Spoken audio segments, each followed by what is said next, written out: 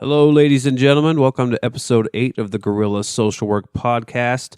We have a great discussion for you today. We had our lovely guest, Mr. Edward Cook, on the show. He is a certified polygrapher in the great state of Utah with Prime Polygraph. So we're going to talk about the history of the polygraph, how that has advanced over time, and how we use that in the therapeutic process. So stay tuned for that. The episode is brought to you by Alpha Counseling and Treatment, providing emotional strength for a better living. Alpha Counseling and Treatment does that through providing individual, group, and family counseling services. If you're interested in more information, you can check out the website at utahsbesttherapy.com. Other than that, we will go ahead and get rolling on the episode about polygraphs.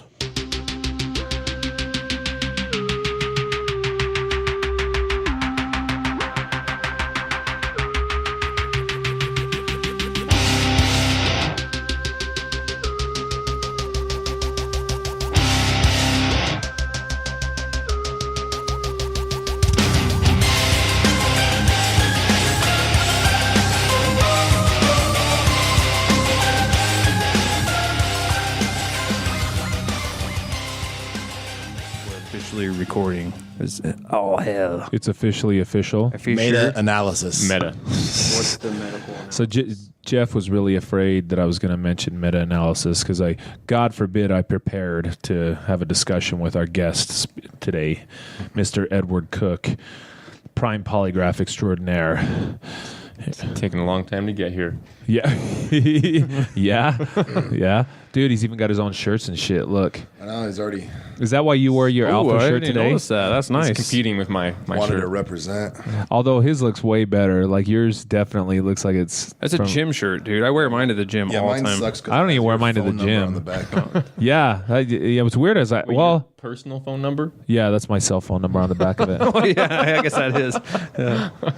We should have done the spelling out of the last four letters because it says 645 kill. Yeah. But we probably would have got more calls at this point. Like, whoa, that's radical. Is this really a real number? for therapy. I guarantee it'd get some calls on it. But dude, look at Ed's though, man. Look, it's all. It It's is got, a legit shirt. he's got like a polo. Sorry. But you notice like I'll bet. Stitch 2. Stitching. Yeah, they're stitching on real. it. Oh yeah, it's not like that. What is that? Paint.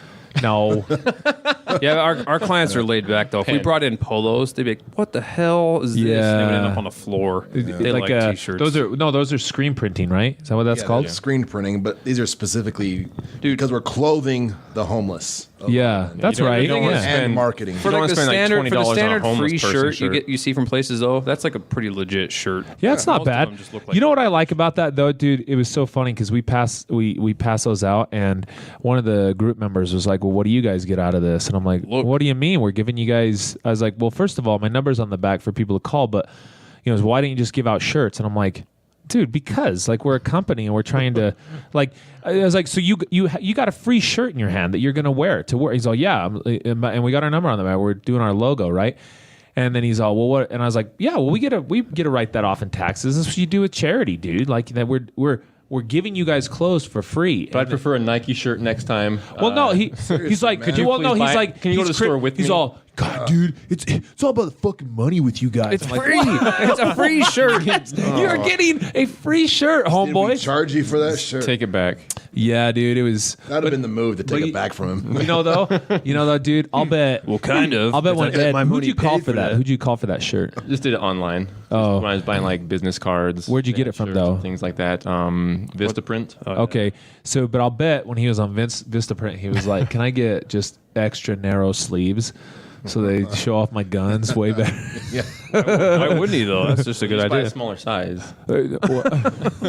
Well, no, because you got to be able to. Because then it looks. No, stupid. that looks pretty good, though. Like, it's not too tight, but No, it's it fitted. looks good. Is that what This you want one as a fitted polygrapher, though? Is looking jacked in front of your clients? Is that good or I'm not sure if it's good or bad. That's not even a rhetorical question. That's legit. That would definitely be good. That's No, always you're like- good. Wait a minute, hold on. Are That's you always asking? good. Are you asking like if it's good to be a good-looking polygrapher? Yes. Or to be fit. I think so. I think you're as better opposed off. to being like an obese. Homely. Maybe depending on who I'm polygraphing, it might Nah, I don't. If well, I'm You need to polygraphing dress like down. infidelity, so if it's a wife coming in, She's being accused of cheating. Yeah. You're all, have you ever cheated on your husband? She's all, I'm about to. She's like, Well, one of the guys I talked to, he had a girl that was like asked him like, let's hook up or let's bang, or we actually watched a video when we were going through school before, and they showed us a video of a woman that she failed the polygraph. It was a teacher that had sex with a student. She failed miserably, and he's telling her she failed, and then she offers to have sex with him if he doesn't reveal the results. And so he did. And then the camera just went off. Roll credits. No. So wait a minute. So about that though. So you've done the infidelity test, haven't you? Yeah. Dude, what do those look like? So what? There's a couple coming in, right, so and he's like, I know that bitch is cheating, or like the other way around. How does it go? And she might not even be a bitch. So I don't like them, obviously, because there are people with you. Thanks, Justin. That's why. Okay, that nice lady. That person. I'm imitating him. I'm quoting that client. Well, it's horrible because there's a family, so they come in. So one of the first ones I did, I interviewed them. I was starting to interview them together after talking to one for a little bit, and then he's like stares at her. Yeah, I bet that was productive. And then she says something, and she's like scared of him. And he's like pissed off. No, that's not what fucking happened, or whatever's going on. He's all, we'll find out. So I'm like, we're not getting anywhere. Let's have you leave the room. We'll talk to one at a time. Wait. So she was accusing him. She was accusing him. He cheated before, and so she was accusing him of cheating again. Right. So they went through some marriage counseling. He hadn't cheated, but he's a big piece of shit. She thinks he's cheating again at this point because. Did you ask her? Does he beat you? So no. You should. Let's do a polygraph for you first. Yeah. Do you think he did though? Probably. But I mean, it's just shittier situations because like a different couple that was actually a nice couple. They have kids, and he had done some shit in the past. Like he'd gone to a whole bunch of different massage therapists and got happy endings, or paid to have sex with them actually multiple times too. Wait, that really exists? So that happened in the past. Paid for him. Paid for him to have sex with him, not just happy endings, but sex too. But that happened multiple times in the past. And then she had a friend that she thought he'd hooked up with. So they're going to come for a polygraph to say if he thought it was just over that one friend. Yeah. So he's like, no, I'm totally good, no problem. But after talking with her, I told her we were going to do sexual contact with anyone outside of the marriage they've not talked about. So they got here for the polygraph that day, didn't come up. And she texted me and said, we're not going to make it up. There's too much going on. So I guess he found out there's going to be more, and then he disclosed a whole bunch of other shit. He's like, well, there was this other time I went to a massage therapist not too long, this last year. She slept with me. So there's more going on. They came back a couple weeks later and tested again. Yeah. After he disclosed all this shit, and he passed. Oh, but there was more shit. But But by that time, she already took out an insurance policy on him. And if you're doing an infidelity test, they were in the news 2 months later after she murdered him. Yeah. But if you're doing the test, you should probably just get divorced in the first place. If you're to that point, you won't trust them without a polygraph test. But they do a lot. That'd be your advice for fidelity test people. Well, you can adjust that mic. You don't always have to move to it. Check it. We could do if you want to do marriage counseling where there had been infidelity in the past, and as part of the marriage counseling, we did a polygraph every 6 months to help build the trust back over time. Sure, there could be a place for it, but usually it's just someone, he fucking cheated on me, and they don't show up. They use the polygraph as a threat. So, hey, I'm going to have a polygraph for you, but then they don't show up. So I make them pay a deposit to make the appointment. So if they don't show up, I still make $100. Right, yeah. Wow. Well, I don't think it's great. That seems like a good point, though. I mean, so trust, right? I mean, if you're this is something we talk about with clients, I try to teach them. Trust is based on vulnerability, right? I've got to be able to be vulnerable to you in order to trust you at that point. Like if I'm saying that trust has been violated at this point, I mean, so what? The polygraph then rebuilds that, or I mean, it's already shattered, right? It's already gonzo. So well, I mean, at that point, you're behaviors are all that matters, and I guess the polygraph is one source of collateral data to start showing okay, we're at least at a starting over point, or something to build upon. Maybe that's what the results could be. You know what's crazy about that though, dude? I don't think so if I talk to girls about this all the time, well, guys too, and I'm saying, okay, so really, how do you measure trust? What tells you that you can trust a person? And nobody really is able to just come right out and say, well, this, and this, and I say, well, that you got to think about that sometimes. Literally write down the things you would need to see from another person in order to say, yeah, I trust you, right? And then the other thing too is if my trust has been violated, I give you a list of things I need to see in order to trust you again. Like, I mean, think about how the like, because like when you've lost trust with somebody and it's just like kind of like shitty, like the idea, like, it's kind of like, well, how do I gain that trust back or whatever? Because, trust is not, it's something that I give you, not that you, it's not that you just build back up or anything. Right. You don't make me earn it. You either give it to me or you don't. Right. Exactly. So I have to give you, but it's all a mystery. Like, it's all a mystery. Like, I'll know it when I trust you. Well, what does that even mean? I don't even know what that means. Like, so if you just tell me, I need to see this, this, and this from you in order to trust you again, how much simpler that would be than going to a polygraph. Like, I mean, you clearly don't trust me whatsoever. Like, polygraph, schmolygraph. Like, why would we need to go through a polygraph at this point? That's what you were saying, they right? just want to hear it. The polygraph, they want to hear if he fails. I knew you were cheating if they passed. Well, I don't know if I believe that polygraph.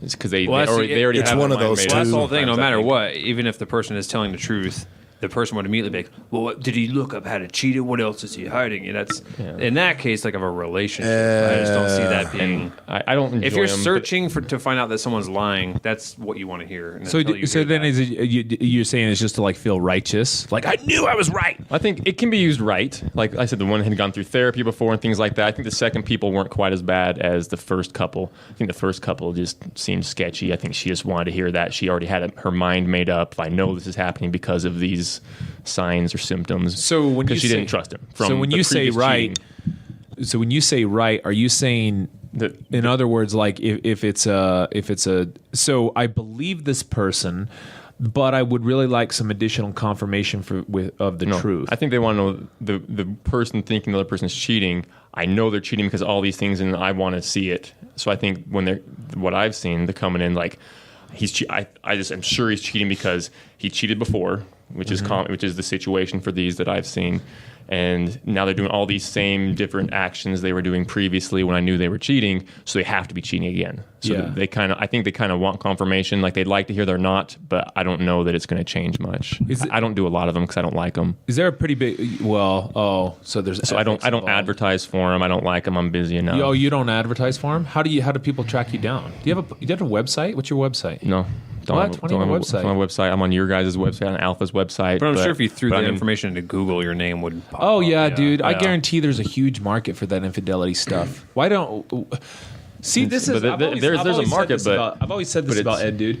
Like, Ed's like a genuinely good dude. Like, he's kind of a really ethical, good person, Sure. Well, you want me to edit? Well, no, it was like so if for anybody who doesn't know, like, so Jeff and I a while back had realized that with the number of clients that we were having, and plus with the polygraphers that we work with sex offenders, like, it's just, I mean, it's kind of a crapshoot, man. Like, and we've had some real struggles with some polygraphers before. An example of this, and I won't use names or anything, but I mean, so we had a polygrapher that we worked with a pretty long period of time, and what was it, 3 years? Yeah. So for 3 years, straight, we had every one of our clients who were who had committed a sex offense were coming through our program, and we had no fails, right? Nobody failed. But the thing was, it's so weird because we weren't communicating. We were communicating, but it didn't really come up into the idea that, oh man, what the hell's going on here? From this one polygrapher. Right, yeah. And I was like, what's going on with that? And we finally figured it out, right? Because it wasn't like every single client was going to him, but we just noticed that over time. Dude, I just thought I was a good therapist, right, and that no one would lie to me. You're right. I was like, oh man, I'm spot on. And then it was. Do you remember when we thought something was fishy, and it was because a client came back and said, "Hey, I lied in that polygraph, and so you didn't have the results yet." And they said, "No. I lied, and it's going to come back that I failed." And then he passed, and so we were like, "Oh, that's fishy." So we talked to him, and then the next 7 consecutive dudes failed. So after 3 years of all passes, then the next 7 consecutive dudes failed. I was like, after you tell him that, right? I was like, "Wow, this is." Well, and see, that's the thing. Like, that kind of stuff. It's just like therapists sometimes.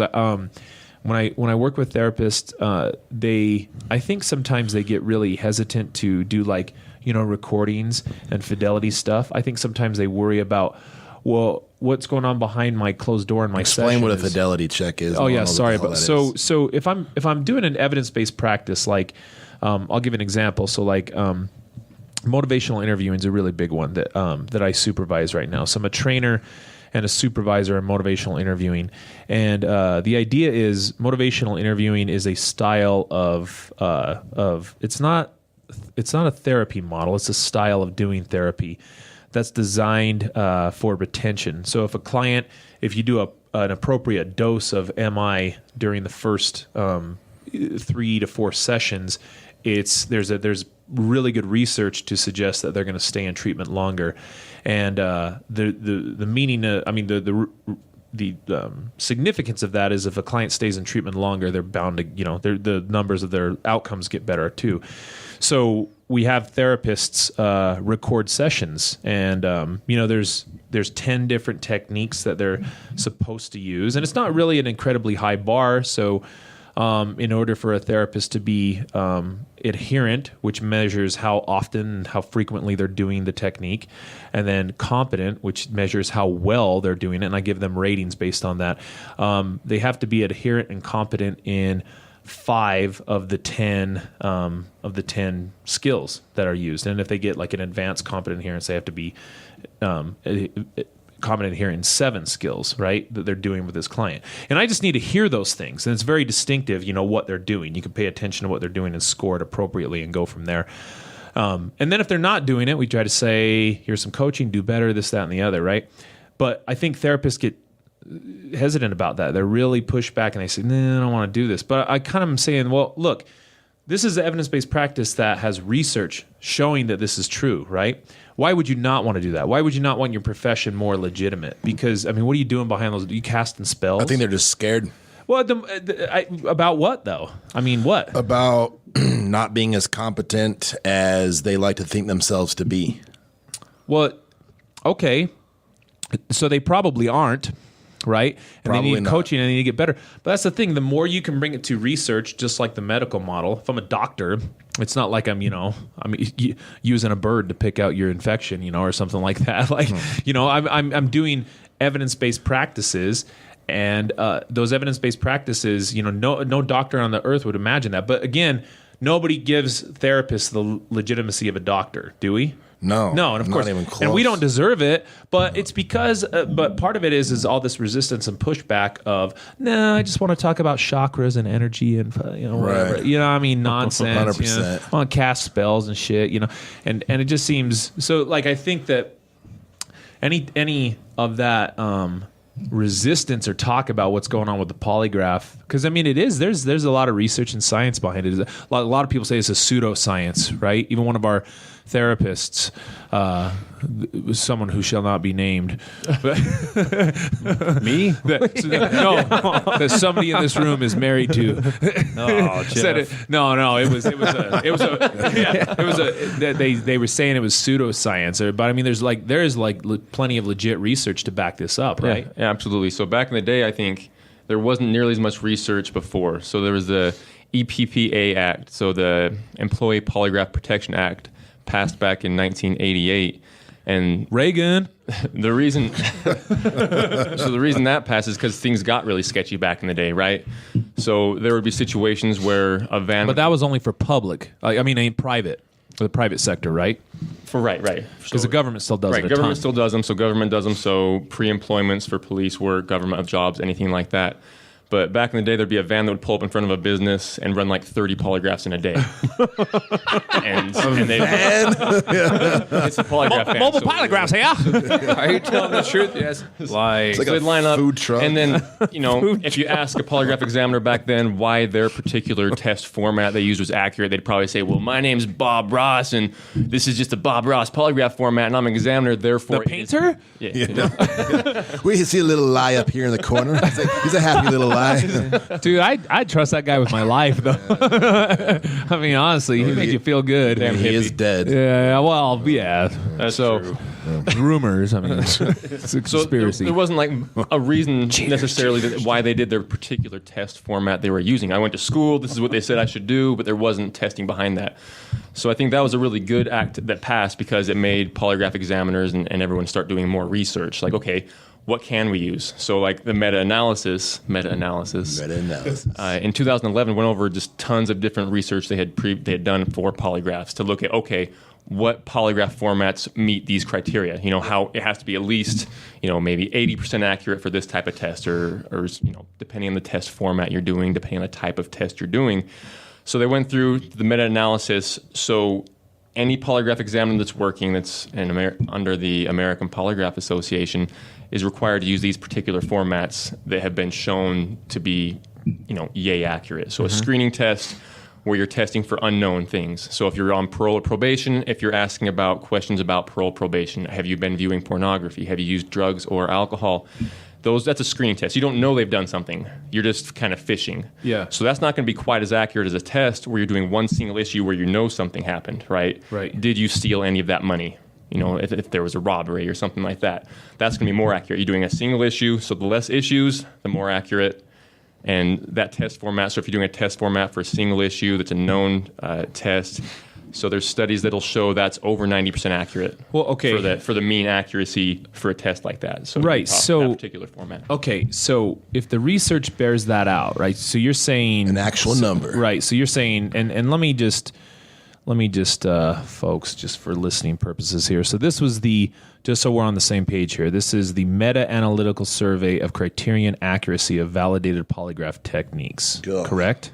Correct. Okay. So a little piece of this I was going to say, so it says the committee contacted developers of polygraph techniques for which there were insufficient published studies for inclusion in a meta-analysis and volunteered assistance to anyone requesting it. 2 studies were completed, have been accepted for publication, and are waiting for printing. 38 studies satisfied the qualitative and quantitative requirements for inclusion in the meta-analysis. These studies involve 32 different samples and describe the results of 45 different experiments, which is pretty.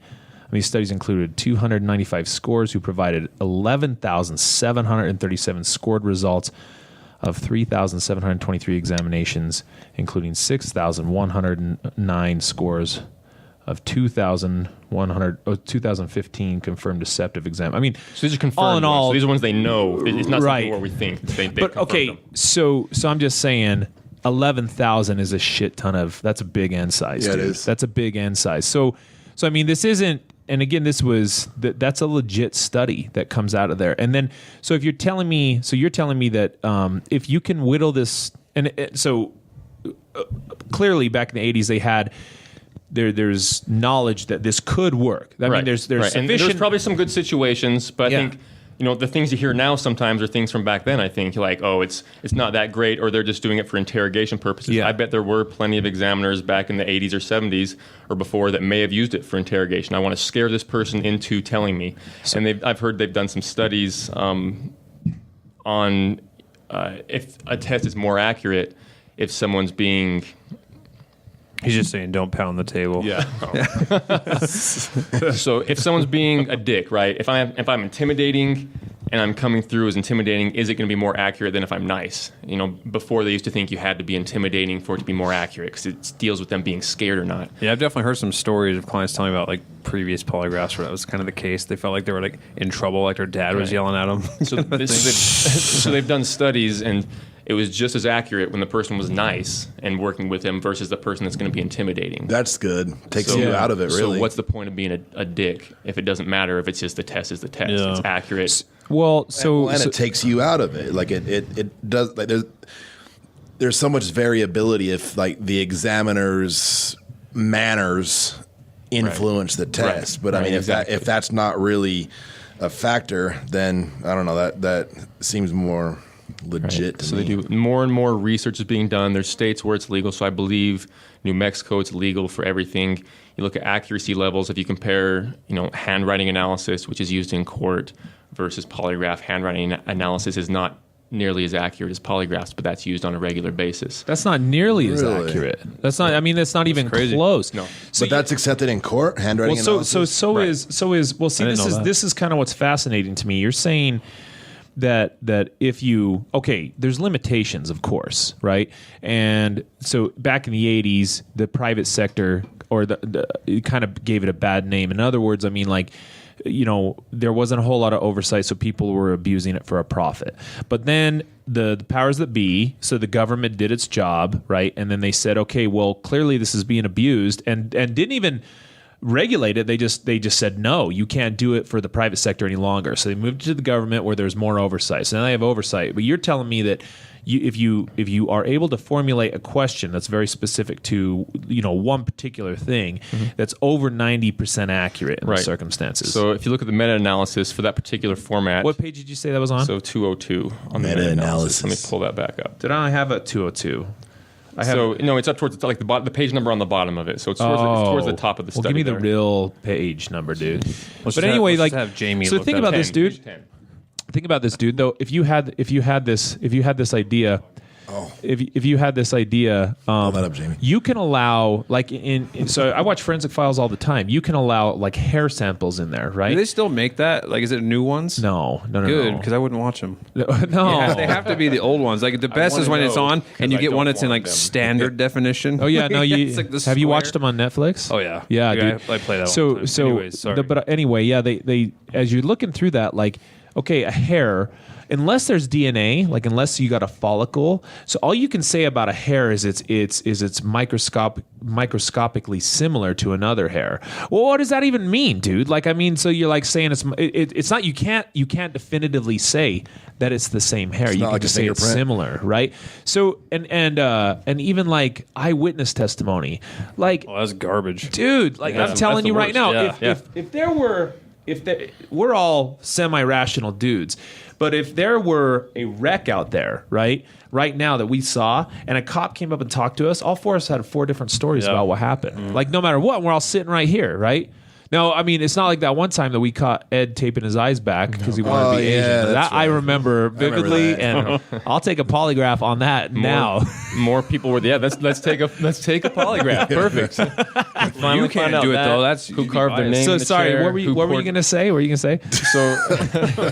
So yeah, the accuracy for that test format is zone comparison test, and there's different types of scoring. So the most current one that's going to be the most highly accurate, the most inter-rater reliability, so multiple people scoring it get the same results.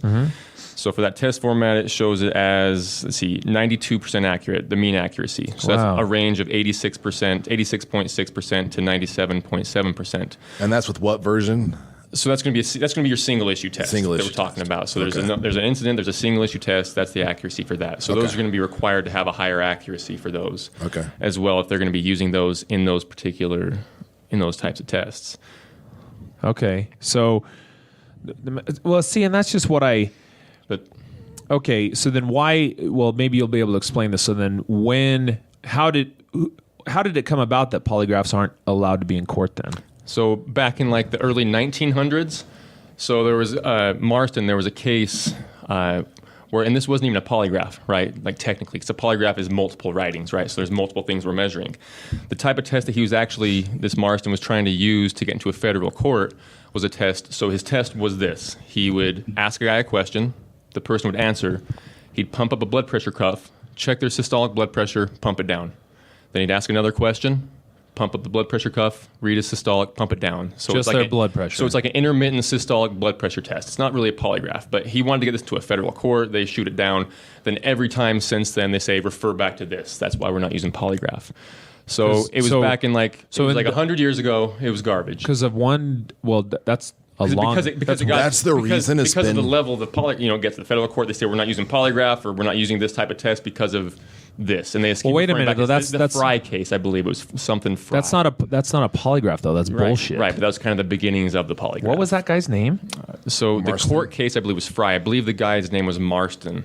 So it's this was They like would try to get it into the court. So you Fry, can try like to, FRY. I think FRYE, I like believe. federally decided they're not going to use polygraphs. Is that what I happened? believe because of that case, so they always refer back to that. Because then you would So- imagine anytime overturning that kind of stuff is going to be Right. Yeah. Right. Yeah. That's crazy. I didn't know You'd that. think with a lot of evidence behind it that'd say this is a completely different test than blood pressure. Polygraph in the Fry case. If the Fry court's rejection primarily involved the lie detection technique rather than the scientific principle behind it, then it was Marston's systolic blood pressure evidence, not Larson's polygraph, that was being ruled inadmissible in the Fry case. Oh shit! What the fuck? So was it like Ed knows his 1921 history. or something? So what I'm asking there though is, okay, can you not can federal courts not read? I mean, what's the deal here? That's a completely different case. That's a completely different type of test. It's not what we use, especially now. Yeah, right. Right. So that's why I think it's becoming more scientific. Yeah. They're doing more research on it. In fact, one of the main test formats I use, it's in my opinion, I mean, it's just as accurate or more accurate. So I'm not saying it's better than other formats because I use both formats, but it's the format I use. It's a DLST. It's going to be almost the same explanation for every single person that comes in.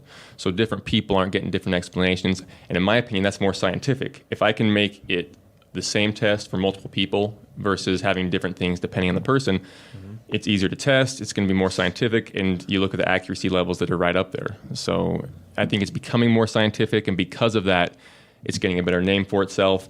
They're upping the education requirements for polygraphs. So it's not just polygraph school that people are doing. They're going towards requiring a bachelor's degree minimum for like the American Polygraph Association. They're changing that, whereas before it could be experience.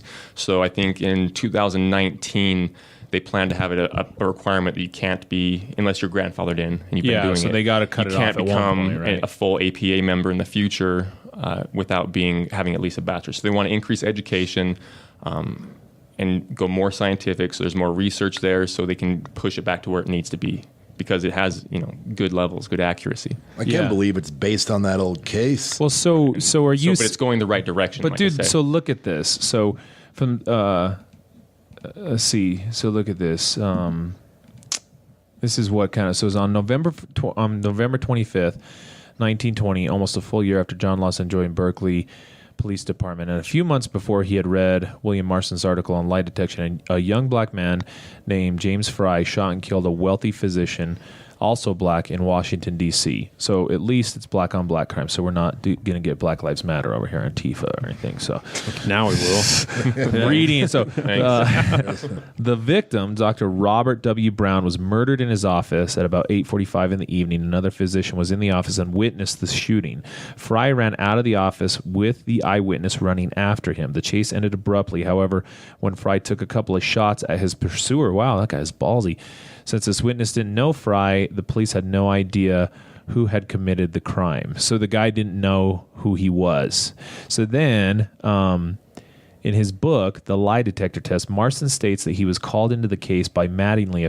Mattingly's got to be... Oh, yeah. So this is court-appointed attorney for Don Fry. Mattingly. Yeah, Don Mattingly's brother. So states that he was called into the case by Mattingly a few weeks before the trial because the attorney couldn't find any witness to support Fry's alibi. Marston went into jail on June 10, 1922 to give Fry his systolic blood pressure test, a primitive method that involved nothing more than a standard medical blood pressure cuff and a physician's stethoscope. After each question put to Fry, Marston simply took his blood pressure compared to Larson's polygraph that at the time was a year old. So it looks like this Larson guy did the polygraph on Fry. He failed, and then Marston came in. Marston's test was crude and unreliable. After Marston administered his test, he was convinced of Fry's innocence. He wrote, "No one could have been more surprised than myself to find Fry's final story of innocence was entirely truthful. His confession to Brown murder was a lie from start to finish." What the fuck, dude? Like, that is what... That's a polygraph. That's you're why telling me can't- they refer to the Fry... Oh, is this a Fry case? Right. Dude, That's how it would always be for years and years and years. It's like crazy. You can't use this court Fry. Look back at this case. How they're always referring back to previous you're cases. just talking to a judge. Fry! Fry! Like Sigmund Freud, he had something like to where his cure for heroin addiction was cocaine, or vice versa. Maybe cure for cocaine was heroin. That'd be like banning modern day substance abuse therapy because that crap back in 1894 was a hoax. That's crazy that's persisted this long. That's like it's not even the same test. It's silly. Yeah. We have I thought it was computers. something way more. Although you current. know, the one thing about that though is they kind of did ban substance abuse treatment for a period there. I mean, not really, but it would turn way more correctional based for a huge long period of time. Because of what? Get that microphone in your mouth. Huh? Yeah, so think about it like this. If you think about like so early 90s, dude, like, I mean, there substance use treatment. I mean, you saw a therapist, but it wasn't like what we do nowadays. It was just mean to people, right? That's all you did. And now the government is way more accepting of medication-assisted treatment. I mean, you don't treat you don't treat cocaine addiction with heroin, of course, right? I think that's speedball. Right. Yeah. Right. But I mean, I think, methadone, which came out like I believe in the 60s, right? That went away for a long time and then came right back. Now it's in a good place as long as it's regulated appropriately. Suboxone, Vivitrol. They've got really good medication-assisted treatment that's out now. That's totally, and they've now started to say substance use disorders are now in a medical category, right? And they've kind of legitimized it. So can you see that going anywhere with the polygraph? I mean, do you guys have lobbyists who try to legitimize this further? Because it does seem... And schools are a big deal, too. So like the most recent APA meeting, they were talking about having more regulation on the schools they have. And that's a huge deal. The school I went to was teaching things that were just way out of date. Yeah. So I learned a lot of what I learned after school when I start going to this continuing education. And at some of the continuing education, they have some of these teachers from the newer schools that have current research. And when we're talking about things, they say, if you ask us questions, I'm not going to tell you, well, I feel like when I've done them, this works great. Or I think this. They're going to say, this is what the research says, which is how you should answer those questions, right? Right. Research says, this is why you do this. This works better because of this.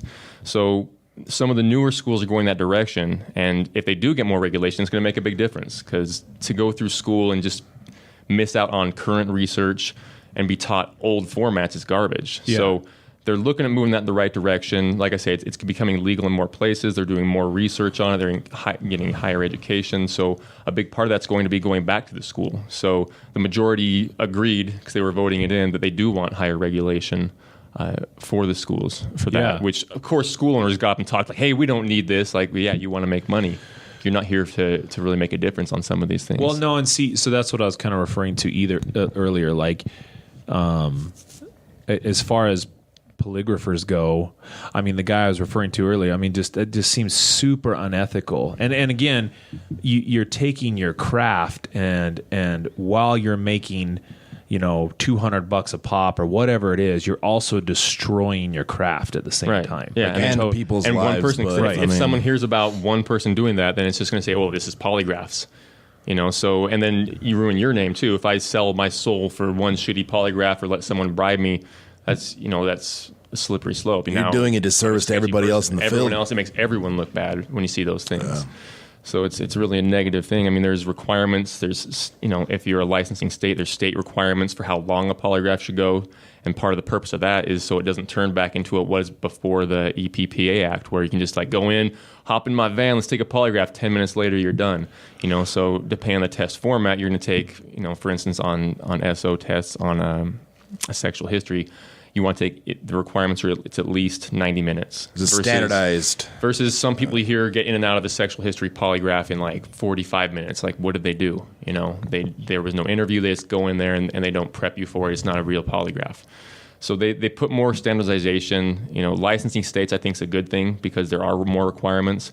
But you get some sketchy situations. Some places like California where like, this is my area, you can't work here unless I get 50% of your pay if I let you work here. And they get really sketchy in some places as opposed to just doing good work and getting business because of that. Yeah. Polygraphers competing between each other? Yeah, there's a lot in California, and it's not a licensing state, but it's just like hearing some guys that went through school that are out there going through some of the nonsense they do with where they can work or to try to get work, territorial, backstabbing each other, like going in and undercutting people and trying to do all kinds of different things and wow and whatnot, or going to like a California meeting and trying to say, okay, every polygraph examiner, we're not going to charge less than this, and just jacking the prices up and trying to make this big agreement, so you're paying way too much and they're getting money. Like a union. So they had some. crazy. They actually had some things going through, so they can't do that, or they're gonna get in legal trouble for doing that type of stuff. So they had some other laws passed. California's got a lot of stuff going on, but Well, what kind of so what number did they set? Like they said what? I don't know. $1,000? I don't know. Depends on the polygraph, you know. So like I know guys that are getting paid $800 for a polygraph, like a Fidelity type polygraph in California for one polygraph. Well, I mean, there's this higher standard of living there. Right. Not that much. But normal That much, polygraphs yeah. are like probably $350, $400 for, you know, your regular polygraphs, your pre-employments, your different things. But that's more the average. I don't know what they were trying to do before. I mean, But that's fine. I guess it just saw depends they on were how putting some busy you legal want to issues be. out to make sure they weren't trying to do a bunch of But it kind of nonsense. sounds like the Wild West, though. I mean, it's just really. I mean, Well, like stay off my turf. But then, you know, to become an examiner, crazy. once you go through school, you need someone that's willing to train you. Like you need to have a mentor. I mean, Utah has more restrictions. You need someone for a full year, a minimum of 100 polygraphs is going to be a mentor, which gets tough because who's going to want to do that for someone who's going to take their work? So it's tough to get work. If you have requirements, California, you need someone to sit with you through like 10 or something to do like PSOT testing. really. And then and they have Well, you're good to go. well, you've gone through school, yeah, but you don't have all the requirements. But to the 10, people aren't required to do that or aren't doing that for people. So I talked to a guy that I went to school with, and he's like, I can't find it. They think I'm going to take their work, so they won't train me. Therefore, I can't run polygraphs. Therefore, I'm screwed. What about like that? Just seems like what a pussy, you know? I mean, like, okay, dude. Like, I'm just saying, like, if I was training, I train therapists all the time on stuff. Like, think about this. We're gonna have Cincinnati be coming out here soon to train us to be trainers, right? Does that even cross your mind? Like, okay, I'm gonna train you to do this evidence-based practice, and I'm not going to do that because I worry you're going to be better at it than me, or like, right? I mean, that seems so dumb. If you're doing shit right, if you're doing a good job and you have experience, you're going to get your work. Yeah, why would you? I mean, unless you totally suck at life, why would you ever? If they can't go to anyone else, then I'm going to make money. Well, it's just Yeehaw! that famine mindset. And I mean, that's not a very ambitious way to do things. It's lame. So, none of us are really guilty of that here. But I guess if you're not competent in your own abilities, then yeah, you're going to get a little stingy with shit. I mean, you could even make that work in your favor. You could even say, yeah, I'm happy to train. You know what? I'll do it for free. But but you could even do, so you could turn that into its own little like certification, right? Like you could say, well, so you're not doing like a certified, but you could say like you're not APA certified or anything like that, but you could like give it the Edward Cook Prime Polygraph seal of approval and say, so you know what? I'll do that. I'll mentor you. I won't even charge you for it. But on all of your products for X amount of years, you have to say that this was certified and mentored by Edward Cook, right? Like you could do that and it'd bring like attention to you as well. But the person would want to do that because that would be like a legitimate deal, right? Right. Yeah, absolutely. Like why wouldn't you do that? Like that seems so silly. I don't know why they wouldn't just attempt to. That's so weird, man. I just want to shift gears, and I think it'd be cool for the listeners to maybe hear like the different measures that you have when you have somebody sitting in your chair, all the different graphs and sensors and hooks and straps and levers and all that crap, you know?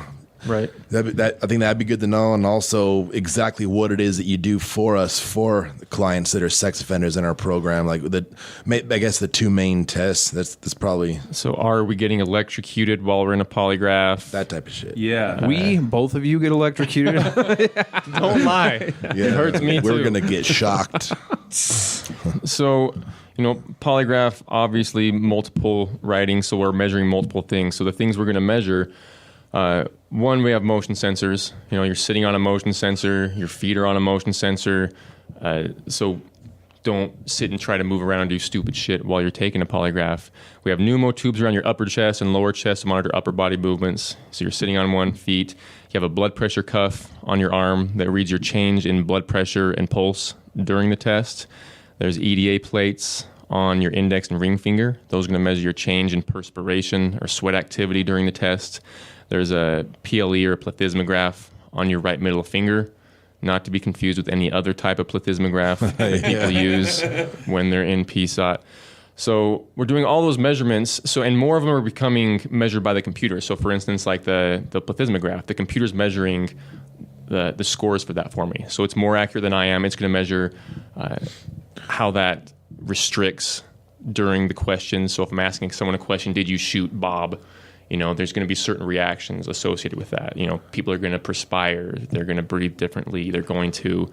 Well, what's the function of some of those things is some is to tell if they're lying or not, and the others is to tell if they're screwing with the test, right? So, in general. So, if you look back at some of the Meshke's things, so if you like anti-polygraph type stuff, they used to, online. So I did some research online back when I was in school on, what can people learn online about how to cheat or do crazy things. And there's just really poor information, or if it's not horrible, it's just old information. So now it's just terrible. So things like, if I squeeze my butt cheeks during specific questions, it's going to help me pass the test. Sure, that might have worked 20 years ago, but you're sitting on a motion sensor. I tell you, you're sitting on a motion sensor. So if you squeeze your butt cheeks, I'm probably going to see it. So it's just, we can see if you're trying to do some of those movements or things like that might help someone try to cheat a polygraph. And it's very obvious. So, I'll generally call someone on it afterwards and say, hey, why were you doing this? Oh, I didn't do anything. Okay, well, it's obvious you were doing it because it's on specific questions. Why are you doing it? Oh, no, not me. Did someone tell you bad information? It looks better if you tell me what's going on than, hey, he's trying to cheat a polygraph. He's obviously out raping and pillaging and everything else. Yeah. So rather they end up coming out and saying, yeah, well, someone told me if I did this, if I squeeze my butt cheeks here, it's going to help me pass. And it's like, well, you got bad information. So at that point, you try, like in the middle of the polygraph, you try to counsel them on, look, what you're doing, okay, I can see what you're doing, and you may have gotten bad information, but it's not going to help you, and it's going to end up bad for you. So I'm just going to ask you not to do it again, because unfortunately, if you continue to do it, I'm going to have to score it as the computer reads it. So I can see you're doing it, and we can both agree, whatever, you didn't do it, but this next time around, don't do it. Right. Let's go. I have done that before. I have done that where I get done, I run an entire polygraph, and I've gone through a situation where I talk to them. They've told me, hey, this is what happened. They're being open about it, and I've had enough time before my next polygraph that I'm like, okay, because this format I can actually run again. Some formats you're not going to run a whole damn test again because it's multiple charts and it's a long time. But if it's a format where I'm like, okay, I have enough time, you're being open, this is why this is stupid, don't do it, let's go ahead and try again while we got you here. So I have done that before. Other times it's just, you know what, you cheated. That you're done, you're out of here, you can pay for another polygraph if you want to come back and be honest about it. Yeah. And it just depends on where I'm at. So I have had some where I've tried to help them, or we do a practice test before the actual test, so an acquaintance test. So we run through a little practice test so they see how it's going to run. I've had people try to cheat on that, where I'm having them, okay, write down the number 4. When I ask you about it, say you didn't write it, basically. And I've had them try to do movements or cheat during that, and I'm saying, okay, I saw your movements, don't do that during the test. Or you're doing this, don't do that during the test. So you do kind of a practice run. And if I see him doing that, I'll try to help. Don't do that. I pointed out, I can see it. And then I've had a guy directly after that in the test did the exact same stuff. So I'm like, okay, you cheated, why? He ends up saying he got information from someone in jail or prison that said do this. I'm like, okay, well, we can try to reschedule after you talk to your therapist. Somebody in jail, yeah. Yeah, well, dude, shit worked out for you, bro. You gotta. It's so weird because I just don't know. I mean, I feel like I try to do a pretty good job with them ahead of time. I mean, I have at least. So when I initiate, so like on a sexual history polygraph, right? And for those of you who are listening, so. And Ed, you can chime in here on this, and obviously you guys correct me if I'm wrong. So the sexual history polygraph, there was recently a Supreme Court case here in Utah about this, and they are kind of sketchy. I mean, so what in a lot of ways, I think the way that we do them are very reasonable, and there's a very linear reason why we do them, a very rational reason why we do them. So the sexual history polygraph is essentially a means of us gathering information about kind of the spectrum of offenses that this person has committed, right? So if a client comes in with one charge, regardless of what it is, let's say solicitation of a minor over the internet, right? So that's kind of like to catch a predator. So I was talking to what would be a cop on the other end of this AOL chat. Dude, you know how long Ed had an AOL? I still have an AOL. Oh my God. Yeah, you first started with that. That's my main email. Kind of worried. That's your main. So anyway, So anyway, you're chatting with somebody and they're posing to be a 13-year-old girl. And yeah, anybody's listening, folks, seriously, anybody who listens to like somebody say they were entrapped, no, they're not. There's so many hardcore rules about what the cops can and cannot do. The client always initiates maybe the offender, however you want to refer to it, always initiates the first idea of sex and sexuality, and always initiates the meeting and all, everything. And they just kind of go along with it. So I've done several of those. It's never ever entrapment. If they did, they wouldn't have a case anyway. So they go to meet him. They get arrested. There's not even a touch that happened. They were never even talking to a 13-year-old girl. Like that never occurred, right? And then they were arrested. But then let's say that person actually had sex with or had sexual contact with a horse or say they have 20 uncharged toddler victims that they've never talked about, you know what I mean? So therapy for that individual will look very different if I'm only focusing on the solicitation and not the uncharged victims. And so the sexual history polygraph basically bears that out. It helps us do our job. Right. And I explain them to them just like that. I point out prior to asking questions that when we're going through sexual history, I'm not looking for identifying information for anybody. We're just looking at your history, so therapy is going to know how therapy should look for that. Right. So I have to point out there's no new charges. Why not be open about it? Yeah. Work through the therapy. So that's a key factor there that I feel like it's even in our material when you present this to a client. It is that when you talk to them, and now again, so you can't really blame the dude. I mean, yeah, you can, if you want to get, I don't know, really just saying, well, yeah, you should come forward with everything. Okay, fine, but they're not going to. So the idea is we need that information to treat this person appropriately. And I'm saying treat in terms of treatment therapy, but there's a little bit of thing called the Fifth Amendment, right? I mean, I can't be compelled to testify against myself, and especially in a therapeutic context, which is supposed to be therapeutic, right? Not like an interrogation. So the way we do it is we just look for some. We don't have them give identifying information. As the people are labeled A1, A2. We say if it keeps your mind more on track, use a first name or make up a name for that matter. And we don't even ask now. I mean, we don't ask age. We just basically have them identify: were you a juvenile? Were you an adult? Were they related? Were they a stranger? Were they some sort of relationship? And roughly their age range, not an actual age. And did this happen once? Did it happen rarely?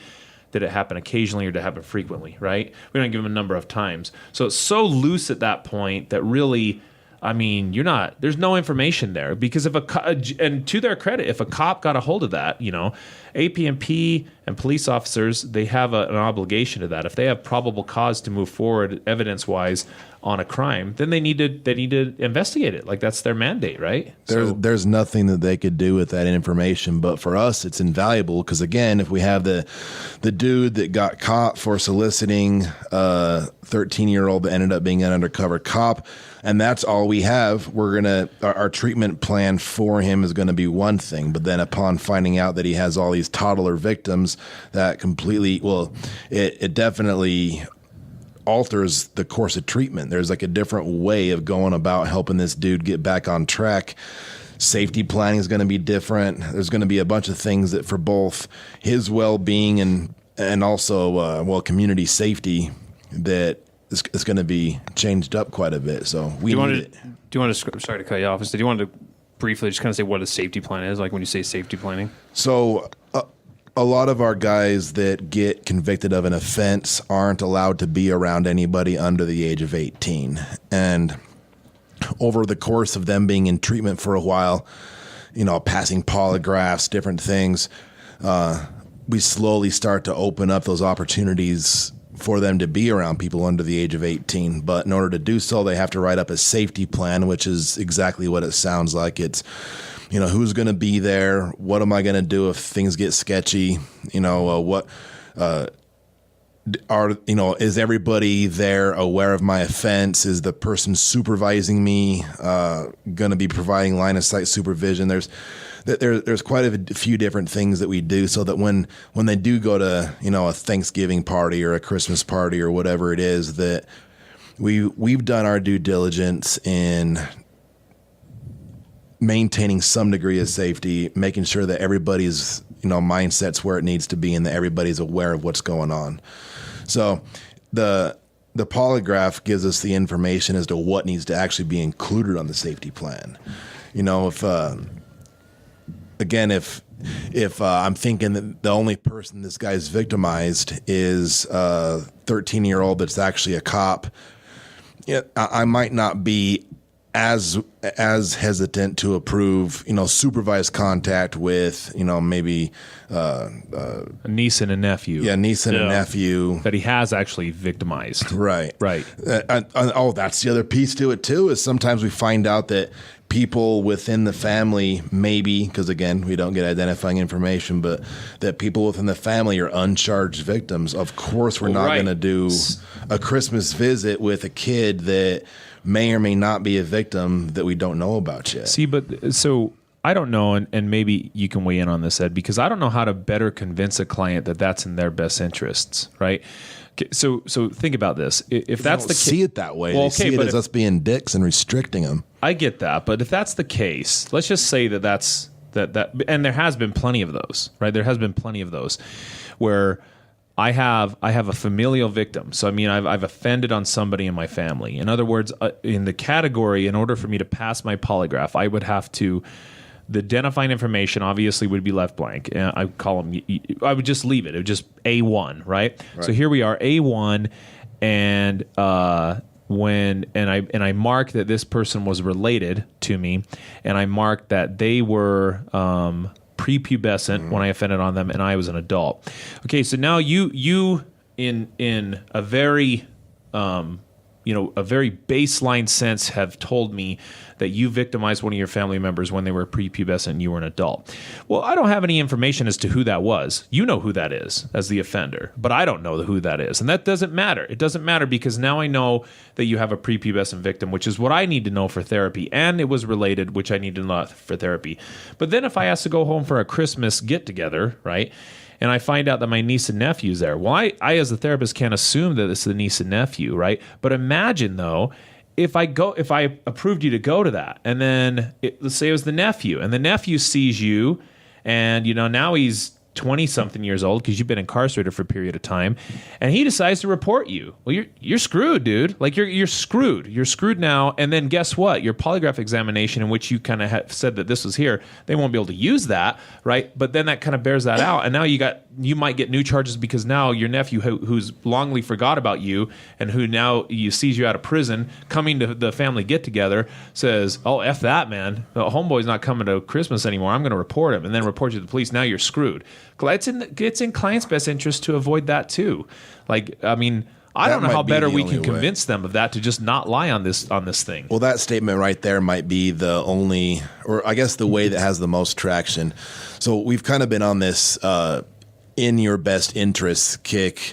I don't know if it's a kick, but we've gone away from having clients consider empathy or victim impact or how might they feel if you show up, and more about what's in as a client, what's in my best interest.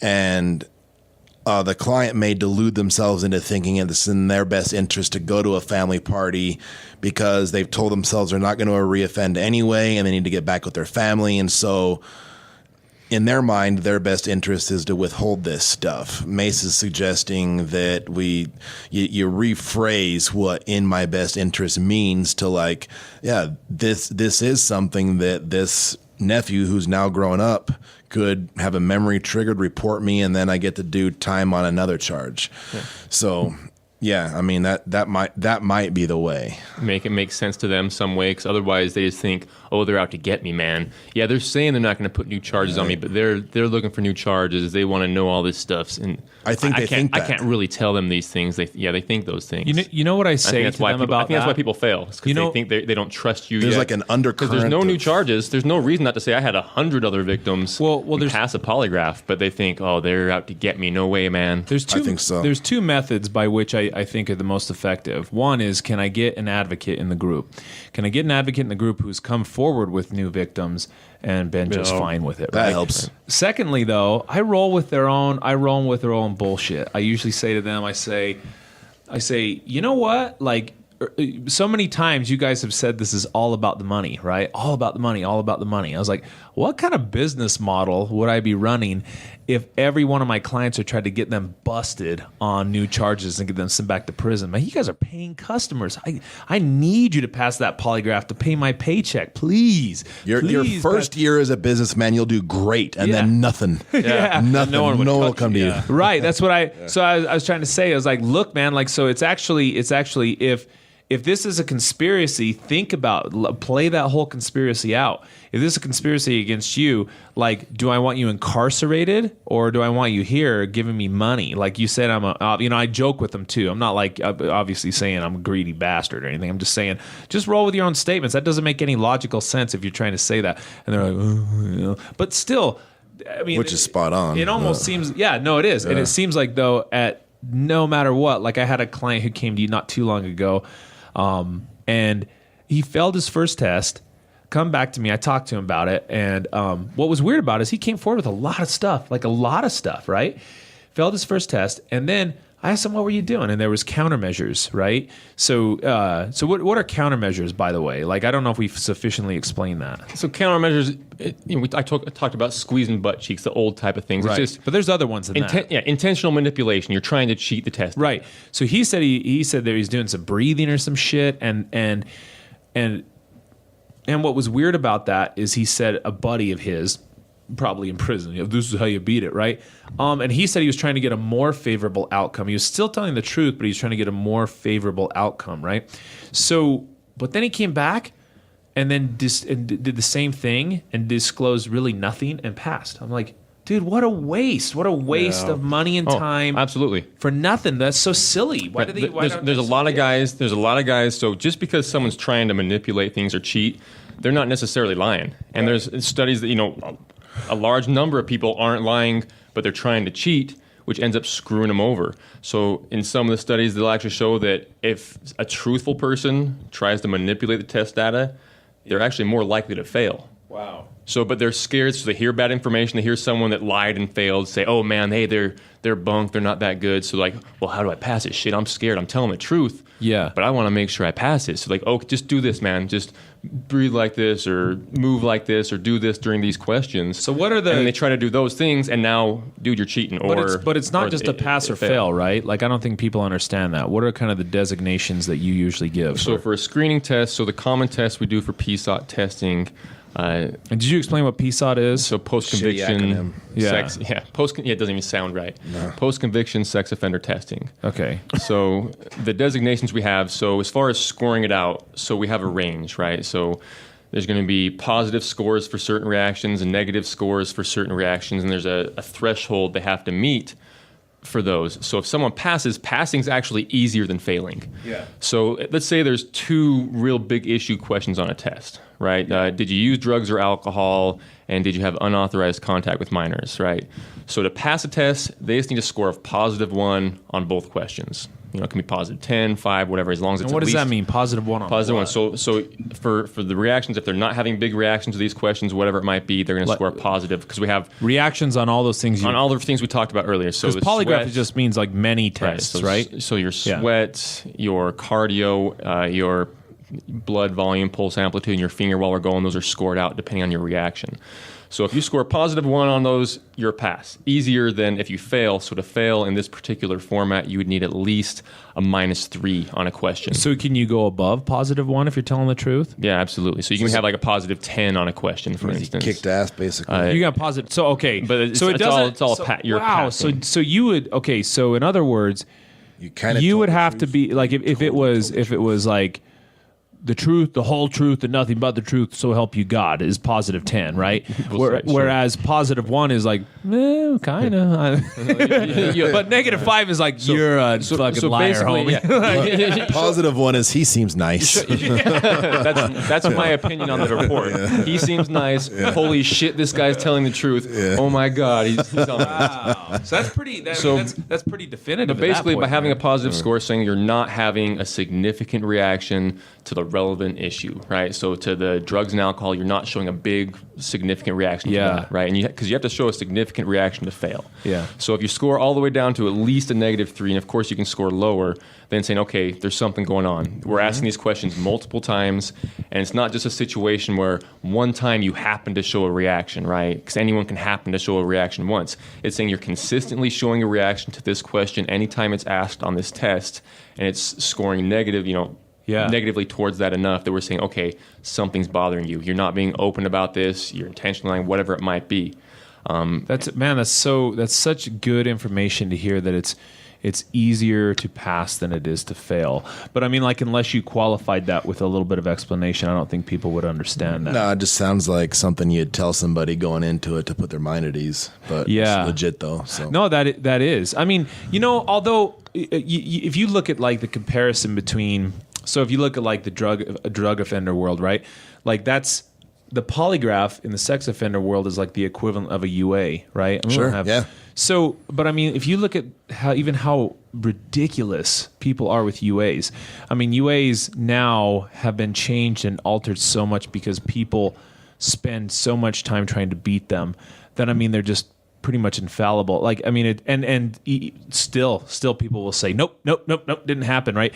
I mean, they go through, like, I'll get somebody that tests positive for methamphetamine, and they send that test through a gas chromatograph mass spectrometer, which breaks down the individual molecules to say, yes, definitively, this is not a false positive. This is methamphetamine, guaranteed. And they're like, nope, didn't use. I'm like, dude, like, come on, man. And again, I know the whole denial thing, and so I don't really argue the validity of these things, but clearly it's almost like a misplacement of energy. Sometimes I remember, so one of our friends, you probably know who it is as I'm talking about him. So he was telling me this one time about how he was cheating on tests at Weber State, right? And this is back before they didn't let you wear hats. So he showed me his hand one time, and he had written. It was the most amazing small writing I've ever seen in my life, written on his hand, right? And he wore glasses to the exam, but they were bifocals that he turned upside. He popped out the lenses and turned them upside down.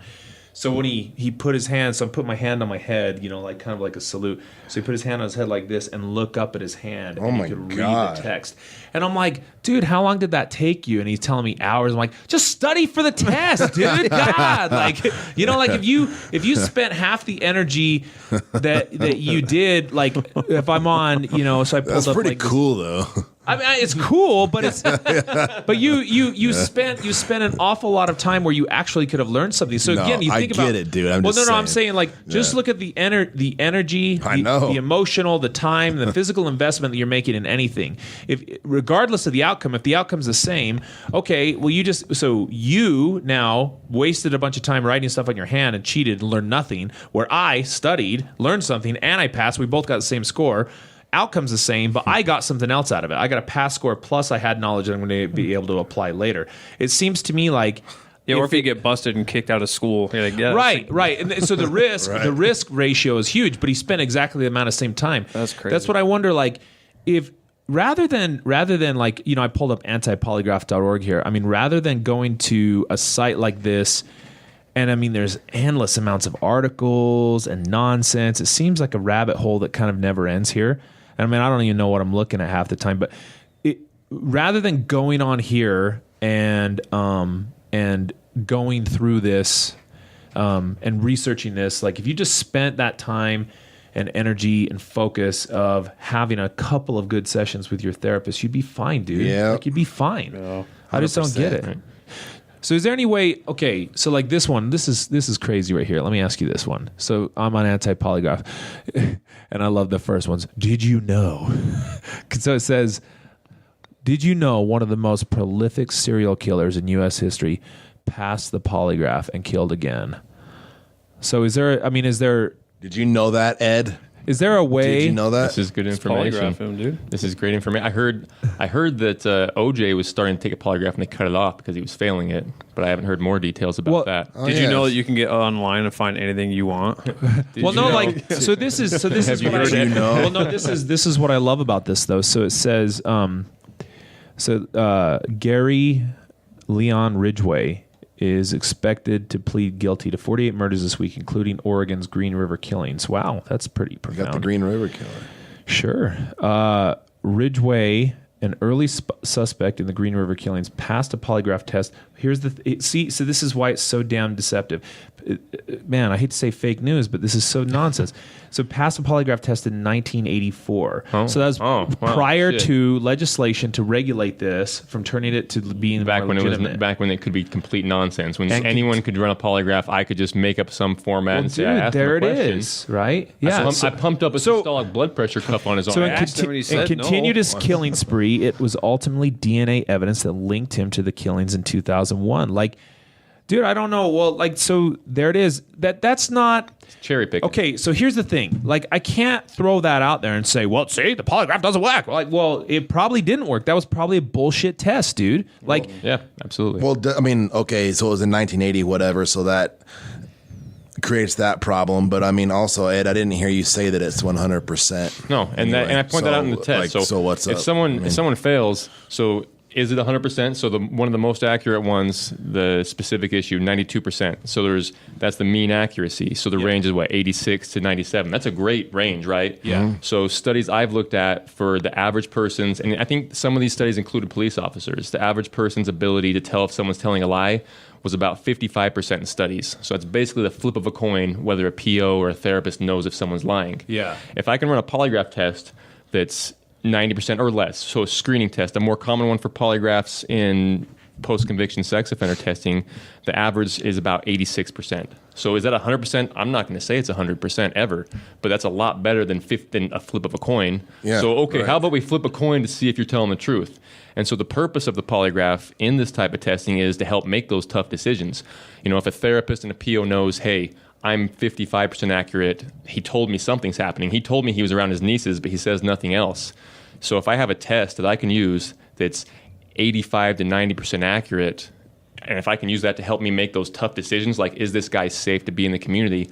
Why would I not want to use that information? So can you think of like circumstances in where a client would fall into that 8% category? So you can have situations. I can think of a specific situations that's come up for me that I try to explain to people during my interview. That came up where I don't think the person was intentionally trying to lie, right? Yeah. So we're doing a sexual history polygraph. One of the questions was on, have you ever forced sexual contact on someone? Right. The guy fails the test. So he comes back next time and we're talking. And I'm like, okay, dude, what was going on? What was bothering you on this question? Because I'm not saying you're lying. I'm not saying you forced sexual contact on something. I'm saying you're showing a reaction to this, right? It's not a lie detector. It's saying you're showing a reaction. And if you're lying, there's a reason.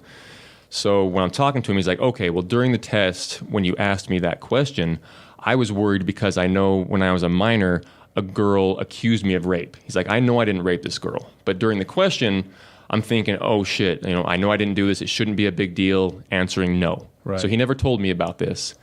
So this time I'm like, dude, why didn't you tell me? So he spends some time with me. We review over the whole situation, didn't really do it. She said this, told her brother, they came, talked to him, whatever it was. And I ran a single issue test on, did you force, other than what you've disclosed, have you ever forced sexual contact on someone? Passed flying colors. Oh, okay, wow. So the concern, so what, he didn't talk about it. I can adjust questions and I tell them I'm happy to adjust the questions to make them clear. It's very specific. We know what I'm talking about. So making that little adjustment, him talking about that, now he's passing a test and he failed a test where I'm confident he didn't lie on that first test. But he wasn't being open about everything. And so that might not be in the the 8% or whatever that's bad results. But well, that's something where it's a situation where being more open or just talking helps. Is there something that we should avoid doing, or that maybe POs should avoid doing in terms of a client? So like there's a client that that you did a polygraph on, and so he failed 2 consecutive polygraphs, and it was about pornography stuff, right? And he admitted so I was talking with him, and he had admitted, yep, I did that, and I lied, and I went in there and deliberately lied. But then I disclosed this stuff, and then it came down to taking another polygraph, right? And then but then his PO said, if you fail this polygraph, you're going to prison. Like, if you fail this, you're going to prison no matter what. And he said, I told the truth. I told the truth, and no ifs, ands, or buts about it. I told the truth. And I mean, so like part of me is like, I believe you, right? I believe you. Mm-hmm. So, I mean, is there something that we could do, like, as far as if we're setting them up, we're saying, if you fail this, you're screwed, bro. Right. Like, does that so could it have some impact? Yeah. So I've talked to a couple people. Some say that, I don't think it's going to affect it that much in things, but if you come at me and I have a PO saying, hey, you're going to prison if you fail this question. I know you're out there raping somebody or whatever the question might be. You're doing this. You're lying to me. If you lie again, you're going to prison. Fuck, if someone asks me that question, now I'm going to be a little bit more worried, right? So maybe I'm going to have a little bigger reaction, especially if it's the same day. Someone says, you're going to prison, you fail this, get there, whatever, shit, you're freaking out, man. Right. So, yeah, no PO should ever threaten prison, right? You should never threaten someone. You're going to prison if you fail this polygraph. Even if that's what they're going to do. Right. Because it's not going to improve the outcome. That's not the purpose of the polygraph. I mean, you look on the American Polygraph Association, that's not the purpose. It's for helping you guys make those decisions. Right, but it happens, though. I mean, they do. Yeah. I mean, POs use that. And guys have that happen, and they still pass. But do I think that it could have impact on the polygraph? Absolutely. I think that's a horrible way to set someone up for, maybe there was a 8% chance on a polygraph that they're going to fail before. Maybe now we've raised that just a little bit, and if we can do something to benefit them, stay with that. Don't threaten them. Don't make it a shittier situation. I mean, if anybody's had a polygraph, they know it's a nerve-wracking, anxious situation to be in. Now add a PO threatening you on top of that, that's not going to make it any easier. We don't rush into a polygraph. We have an hour of interviewing and talking and me explaining, we're trying to help out, whatever it might be, talking to them. But adding that to that's not going to help. What if we tell them what to expect as far as like, all right, so what if we explain what controlled lies are, whatever the phrase is? What if we explain, like, okay, Ed's going to sit you down, he's going to go over this stuff, he's going to ask you these types of questions. So I think, what about that type of stuff? I think the main polygraph questions, like you get into like explaining the test questions and things like that, or the format we're doing, just leave that to the polygraph examiner. Is that harmful to do that? So if you get into too much depth, I don't think that's, I think that would just be something to leave towards them, right? I don't think it's going to harm anything. I mean, I'll tell them that. I've gone to groups with you guys and I've explained, hey, there's some questions where I'm going to ask you to intentionally lie. This is kind of what the kind of question. It's very specific. This is the purpose. And I'll explain that during the interview as well. So I think that's something, some of those very specific things, just leave the polygraph examiner. All right. That way they get confused. But as far as prepping them, like, hey, so sexual history, make sure you're open about these things. Let's talk about them, or things like that. I think guys are more successful that I generally see from this program because they are prepped. Tana, another examiner, told me the exact same thing. Guys coming from here. Tana Stone. Yeah, she's awesome. Has gone through some of these things with you guys, and she says, these guys from Alpha, I find more people pass than with other therapists because they're generally prepped more for these situations. Yeah. They've talked about more of these things. They know what to expect.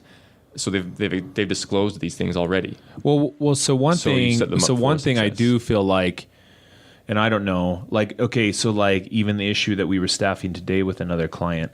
What time are we at right now? 11. I say we just let it roll. I know, but how much time are we into this? We're a ways in there, huh? That's good though. No, we're about hour 15. Yeah, this is good. Yeah. So like one of our therapists today was asking about, like, so the client passed his polygraph and one of the therapists was asking, well, did he fail? Well, no, of course he didn't fail. He passed, but he had disclosed some information to you about pornography. So like, I think so when I say. Depending on the test, if we're doing a sexual history polygraph, I just say, look, here's what we're looking for. The exact question is going to be formulated by you and the polygrapher based on your guys' interview. So just be open and honest with him. But he is going to have a pretest interview where there's going to be questions about that stuff. Because and what I tell them, and I don't know if this is accurate, I just say if some of that stuff's weighing on your mind, and I mean it could alter the outcome of the polygraph, and so they ask those questions ahead of time. So if it comes out that stuff is disclosed, we'll talk about it later. The main thing is that you pass the sexual history part of that. That's that's the primary purpose of this is, are there any undisclosed victims? That's what we're trying to accomplish. Right. Whereas a compliance polygraph or whatnot, an exit polygraph, in other words, that's going to be talking about behaviors that have happened since you've been in treatment. It's going to try to be very specific. We're not going to ask, and I try to say what we won't ask is stupid, broad questions like, have you violated the terms of your probation? Because that's a silly question. I said, so you and Ed will ultimately determine what the questions are. Is that okay to kind of go that direction rather than try to guess what you're going to ask them? Yeah, I think that's a good thing. Sexual history, I'd say the main focus. Your main focus is going to be your sexual victimizing, your history of sexual victimizing others. Right. I don't know, because obviously, depending on what the therapist needs, what the PO needs, a test isn't going to always be the exact same test. So I think it's good to leave it a little bit more broad. I think sometimes they are more open. Sometimes, maybe he'll ask me about these things, and maybe we will. So things like the one that you talked about today. So the person came in, they disclosed they had been violating probation. And even if I was asking that specific question, they may disclose, I've been viewing pornography. And then my question might be, other than what you've told me, have you sought out any pornography? So they might pass the test, but they've been doing those things they asked about. And if you read the notes, you see that. Well, because if they fail the test, it's way worse. Right, because now you know what they're doing versus if you fail a test, well, maybe now you're out, doing who knows what. And that's a much scarier situation than knowing, okay, he told me this is what he's doing. He passed. Yeah. We know the extent of what's going on versus that. But leaving some of those more open, there's more they might disclose, and I think it's good for a sexual history. Generally, the main focus is, do you have other hands-on victims, right? That's the main focus of that. But I think it's good sometimes if they're not always 100% aware, and we could do other things, that's the only focus, because now they might point out, okay, I have viewed pornography, and you learn about that early, and I'll tell them, hey, you told me about these things. Generally, on our exit or our maintenance polygraph, we focus more on these specific things. My recommendation is be open with your therapist. If your therapist and PO sees that, hey, he screwed up once or twice, but he's open, they're going to trust you. They're going to be more helpful versus you go a year, you're taking a polygraph, and now you're trying to think of every situation. You're going to be scared, trying to remember, oh, shit, did I do this then? When did I view this? How am I doing this? You're scared. You're going to have more chance of failing that. Plus, you're in more trouble if you've been lying for a year. Well, so I think it's good for them to learn that early. This is going to happen later and be aware of that. But telling them, hey, this is our main focus is fine. But I wouldn't say that's the only thing we look at. I think it seems sometimes to like, and I think we see this a lot more with federal clients. And I mean, you guys deal a lot with federal guys too. I mean, they're just like, and POs, I think POs are way more reasonable than we let on at times. Like, I don't know if they have a huge stake in sending dudes back to prison for porn, right? I think that clients would be surprised a little bit more often than not. I mean, within reason. I mean, you can't be like, I murdered somebody, like, oh, well, relapse is part of recovery. Like, I mean, you can't to a certain degree, but yeah, man, that just is. It just seems to me like if you would just come forward with some of that stuff, and as therapists, that's where I feel like we might mess it up, though. Like if therapists are using the polygraph as a tool of sanction or as a justification for punishment, then I feel like we're missing the mark. And I've told therapists a lot of times, if you feel like your client is lying, don't send them into the polygraph. Just be outward and say, I feel like you're not being truthful. Like, why would you not do that, right? I mean, so I feel like he's lying. I'm going to send him a polygraph. Don't do that. The polygraph is not intended for that. We're not. So if I'm trying to catch a dude in a lie, I think there's a fracture in the therapeutic relationship, and I'm going to point to things. So justify that. Why do you think I'm lying? A hunch? Like, what? I mean, so you're going to base a hunch on that and say, oh, I feel like he's lying, I'm going to send. No. Look at some behaviors, increase risk on his thing. He's going to have to do another few months or whatever. It'll all bear out in the end, one way or another, And if the client comes forward with those things, that's a lot better. I don't know why we use that test as those type of things, and then I've heard it said like that too. So I hear that in drug court about UAs. Like, well, you no-showed that test, so that's a positive, right? I'm like, no, it's not. They no-showed. I worked with a client one time, and this is no joke. Worked at a gas station, right? The client worked at a gas station, and it was Memorial Day weekend. The client had a UA on Saturday, right? And said, hey, I can't leave. If I leave, they're going to fire me. And I'm like, oh, God, dude, that sucks. You got a UA. Like, I don't know what to tell you. And the client's like, well, I'm in phase 3, and one of the things in phase 3 is I got to have a job. If I don't have a job, I'm violating that, and I could lose custody of my kids. I'm like, yeah, that's a real dilemma. What do you do, right? So ultimately, the client did this. They had their boss call me and say, if this person leaves, they are fired because 2 people called in sick. It's Memorial Day weekend. I can't do that. Like, I need this person here. Okay, so there it is. Left, went to an inpatient program on the way home, UA'd there, tested negative, kept the test, right? Had it documented by the supervisor there that emailed me, took that to court, and the client still went to jail. I was like, well, no shows are still positives. I'm like, what, dude? No, that's not. That's a legitimate reason, right? Like, that's just so at that point, this is what it turns into. Like, just have a machine, right, that you come and turn in a slip of your UAs, and then it prints out a sanction, and then you leave. Like, judges are irrelevant at that. But if you're not going to use discretion, which we need to as That's therapists ugly, sometimes, man. right? I think you need to, and clients need to be more willing to accept that the discretion is going to be there, because it just is. Well, that's a tough balance, though, too, as far as like on a therapeutic side, because I've definitely had times where I pushed a client pretty hard on feeling like something was off, like, I don't know, I don't feel good about this. And then they're very adamant, and this goes on and over. And then they went in, and then they passed, where I was just like, I'm a little surprised. Like, I didn't, tell them that. But that's definitely happened. And it's kind of hard, too, because at what point do you let them decide, all right, go ahead and take the thing? I think after you've had that discussion, though, I mean, if you've told them, look, man, I'm just going to be honest with you. I kind of, and I've done this before. I'm going to be honest with you, and I feel, and I've been proven wrong too. So that's kind of the cool thing about it. That's what I actually like about that conversation is that I've said, I kind of feel like you've been up to some shady stuff, and our sessions haven't been as collaborative as I would have liked them to be. And there's definitely, and again, I could say, man, it's just a feeling, so it's not necessarily true. I do want to make sure I fully educate you on what could come from a failed polygraph and all the problems here. And, I'm not going to say you're going to get violated, you're going back to prison. I'm just going to say it complicates things a lot. And here's those complications. And then after we've gone through that, I say, okay, are you ready? And they said, nope, I am ready. I mean, I don't know if I can ethically say, nah, don't go do it. Yeah. I don't know if I can at that point. You've done your due diligence at that point. Well, right. I think you're going to clear in my mind. Well, and I always give the client the out. I say, well, just one simple sentence. I'm not ready for the polygraph. You're not telling me anything. You're just telling me you're not ready for the polygraph. I mean, you might have a staph infection. Shit, I don't know. Like, if you just say, I'm not ready for the polygraph, that's why you're not coming. Yeah, that's it. I don't know what it is. I don't know what the whole thing is. So just say that line if you're not ready, and you're good. Like, just wait. Let's wait. It's not that big of a deal. Like, which in terms of kind of going back to like the clinical judgment, trying to read the situation. That's generally the approach I take too. Is if we're kind of prepping, we're reaching that course naturally of, hey, your polygraph's coming up, and I start to get that inclination that they're stalling for something's going on. So I usually will err on the side of, he's probably stalling because he knows he's holding on to something. So at a certain point, it's just more being direct about that. Like, hey, man, usually when I get people kind of dragging their feet a little bit, I know there's financial stuff, but usually it ends up meaning they're kind of worried about coming out with something. So we don't need to rush into this thing, but if something's going on, we need to make sure we talk about it. Yeah, because that's usually what I pick up on first. Someone just starts to stall and stall. I can look back at a lot of clients that have screwed up, and that's been consistent with a lot of them. Dude, but if I was a client, though, and I went and I went to one of these websites, listen to this shit, dude. The simplistic methodology used in polygraph testing has no grounding in the scientific method.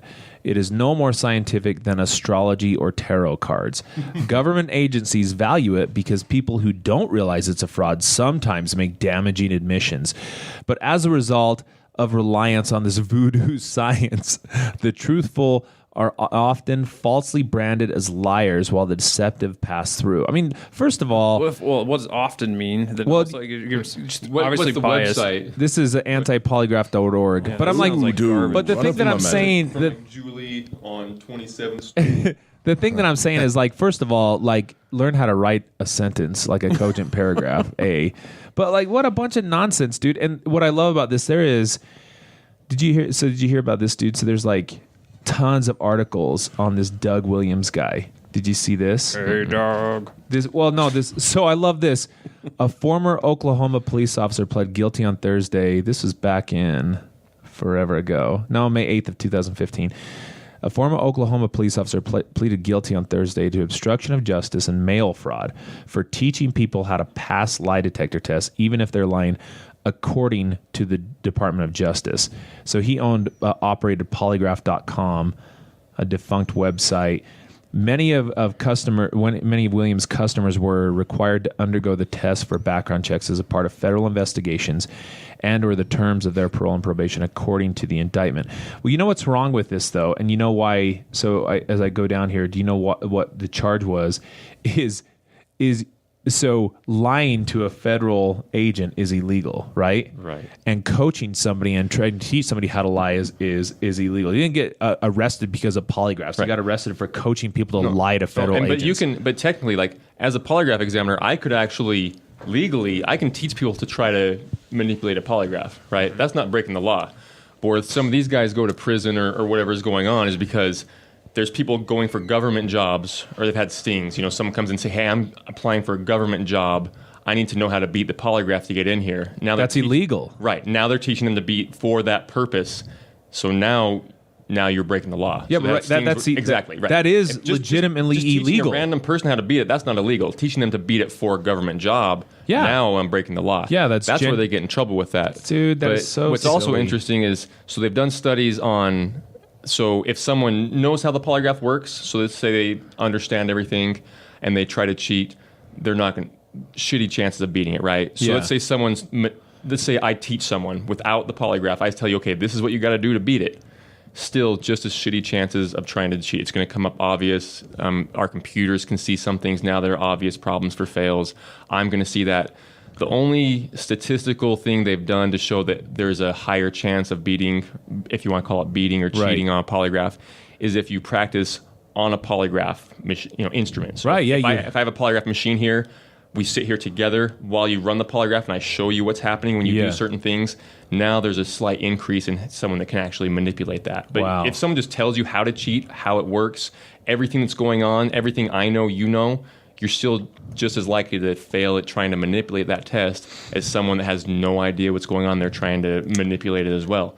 Unless you sit down with an examiner, with a polygraph instrument and practice during that to see that. That's the only way to have any significant increase in chances. And you still have low chances on some of those. So this, I just make sure before I say it. So antipolygraph.org, it's all one thing, no spaces or anything in there? I gotta make sure I'm looking at the right one. So I love, if you were really looking at this, like wondering, say you're somebody who's wondering, like maybe it's not legit. I'm gonna do a little research. So I Google this. It just shows up first as learn how to pass or beat a polygraph. Well, why would I need to do that for one if it's not valid? Also, it's nonprofit. First thing under his name is an ad to go down to download a browser to hide the shit you're doing on the internet. And then he's also got an option to make a donation directly to him and an online store that sells merch. Yeah, dude, doesn't sound like you're biased at all. Good job. There's a cup right there. Well, not to mention it says PayPal donate. But I love you clicking. It's just a straight like to him. Yeah, it just takes you to a porn website. Dude, but the funny thing is, accessing porn? Download this browser too. Yeah, the funny thing is, dude, this is so awesome. not to mention, homeboy, your website looks like shit, dude. No, it's a good. Like I saw this on GeoCities back in the day. It's awful. But isn't this dude who promotes this? Isn't he he's like out of the country, right? Right. I think so. Europe, but it's got an American flag on the front page. He got butthurt. Well, of course, it's got an American. It's got an American flag though. You hover over that. There's no links on that. It's shit, good. right? It's like if a cash loan place. If they say U.S. cash loans, then it's just, but it's a mixture of information on there too, right? There's some good information. Reading through some of his stuff back when I was going through it, I found some good information. Okay, yeah, this is right. Yeah, sure, polygraph does that. Yeah, that's the type of thing that they do. But then it reasons it with something like, but this is why they do that, and it's non-scientific, and it's all about alligators and chickens. I don't know. Yeah. But just the reasoning behind some of it just isn't right. But they do have some decent information, but you get bad information, you think, oh, this must be right. You come in, you screw yourself over, you fail. Well, one, it's going to be more expensive. You're going to come back again and take another polygraph down the road. Two, it's a waste of time when I'd rather someone just tell me, hey, I heard that if you put a tack in your shoe, it helps you pass. I'm like, okay, well, obviously, if you stab your toe with a tack, that's going to look a little different than a natural reaction. Plus, you're moving, and your feet are on motion sensors, your butt's on a motion sensor. So there's that I measure as well. So there's a lot of other things. I'm like, this is why that's not cool. I've had someone tell me they heard if you put a penny under your tongue, it'll come up as a pass when you're lying. I'm like, okay, let's put a penny under your tongue. I don't care. I've heard that for breathalyzers. Might taste like shit, but Well, if dude, you really, and I know where some of those have been. You know, the interesting thing about that is, though, is, I mean, again, if you just try to use a little bit of reason in this, I mean, tell a well, client it's just way too biased as you're reading it. It just sounds like garbage. Well, think about this. Okay, if the dude's in prison giving you advice on how to beat a polygraph, something's wrong, okay? That's the first thing. And let's say you successfully beat it. You're not going to tell anybody. You're not. Who would you tell? I passed the polygraph, and here's how I did it. You're not like, if you like, no way would you like, because then you're admitting that thing that was holding, like, no, you're not going to say anything about it. So I'd be dubious about anybody who told you this shit. Like, there's no way that's being truthful. Like, I mean, who's going to come for? I beat the polygraph, and here's how. Like, you would then be admitting that you lied at that point. At least not a polygraph done right, because my client back in the day with that polygrapher that we're talking about admitted to passing the polygraph. And again, well, he didn't admit to passing. He admitted that he lied, but we later found out that he passed, right? That's not how I remember it. No, how did it come through? He told me after he found out that he passed. Yeah, but it was the type of test that was making that a problem, wasn't it? Yeah, he was. Yeah, he wasn't because there's different types of 35-minute tests. Formats. And, there's no maintenance test that takes 35 minutes. That's just not legit. Yeah. But that's just stuff like that, dude. And someone could pass. Someone could lie and pass. Is there a statistically? Is there going to be a percentage that can lie about something? How significant? I'm not sure. And could they possibly not show that reaction or score out that way? Sure. Of course. Statistically, that can happen. So if someone's, I beat it. Well, maybe you're in that small minority. Right. Does being a psychopath help with that? So I thought that was something I brought up back in the day. If someone's a sociopath or if something like, they obviously have no concern. So before they used to say, okay, well, they used to think that it's going off of the fight or flight, right? Someone's going to show a reaction to these because they're scared. They go into fight or flight. They have that reaction. Whereas that's not what they're looking at for the research now. Now it takes more cognitive function to tell a lie, more work to tell a lie than it does to tell the truth. And that's how other things work now too. So there's the eye detect, right? So this is a newer type of lie detector they have where you're in front of a computer screen. There's your chin sitting on something, so you're stationary, and there's a camera watching your eyes. So it's watching pupil dilation. So you read across this screen, you're going to press on something that says yes or no on the question, and it's going to watch your pupil dilation. So it's super expensive? So it's just different, right? And it's not used. So I don't think it's going to be used so much in post-conviction sex offender testing because there's no interview. It's more a pre-employment step. Oh, okay. And it can be something they fail that, then sure, they can go to a polygraph. So it's going to be less expensive than a polygraph in some ways. It's going to be less expensive to train, but every single thing goes to like a cloud and they get paid for it, for running the stats through the computer. Wow.